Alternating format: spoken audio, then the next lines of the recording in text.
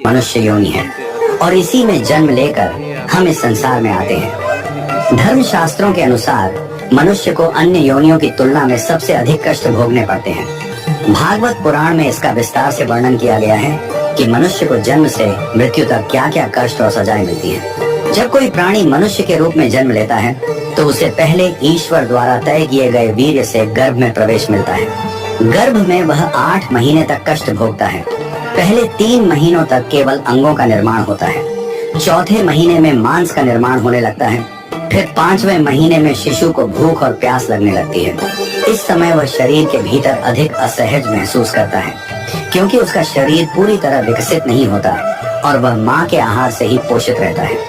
भागवत पुराण के अनुसार गर्भ में रहते हुए शिशु के साथ अनेक कष्ट होते हैं। शिशु के शरीर पर कीड़े रहते हैं और वह मांस, रक्त और अन्य असहज पदार्थों से पीड़ित रहता है। शिशु का अंग प्रत्यंग सुकुमार होता है और वह अपनी अवस्था में बिल्कुल असमर्थ रहता है, जैसे एक पिंजरे में बंद पक्षी।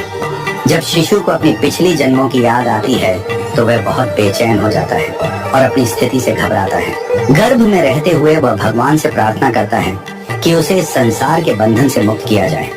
इस समय वह बोध करता है कि वह कितना पापी है और कैसे उसे यह कष्ट सहना पड़ रहा है। लेकिन फिर भी जब वह इस शरीर में आता है तो उसका स्मरण पूरी तरह से नष्ट हो जाता है। 9वें या 10वें महीने में जब मनुष्य इस मृत्यु लोक में आता है तो उसे अत्यधिक पीड़ा होती है।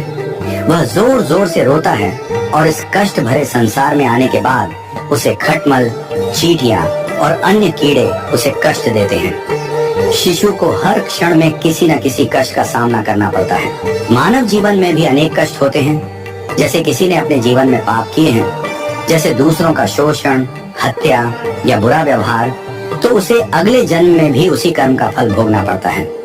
मनुष्य जो अच्छे या बुरे कर्म करता है उनका असर उसके अगले जन्म पर पड़ता है। भागवत पुराण में यह भी बताया गया है कि यदि किसी व्यक्ति ने अपने जीवन में गलत संगत की, विशेषकर यदि वह स्त्रियों के साथ अनुचित संबंध बनाता है, तो उसे अगले जन्म में स्त्री योनि प्राप्त होती है। एक व्यक्ति जब जीवन में अच्छे कर्म करता है तो उसे उसके अच्छे कर्मों का फल मिलता है, लेकिन यदि वह बुरे कर्म करता है तो उसे उसकी सजाएं भोगनी पड़ती हैं।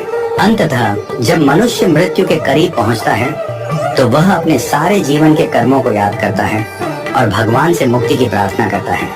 वह बार बार ये सोचता है कि क्यों उसने अच्छे कर्म नहीं किए और क्यों जीवन को सही दिशा में नहीं जी पाया।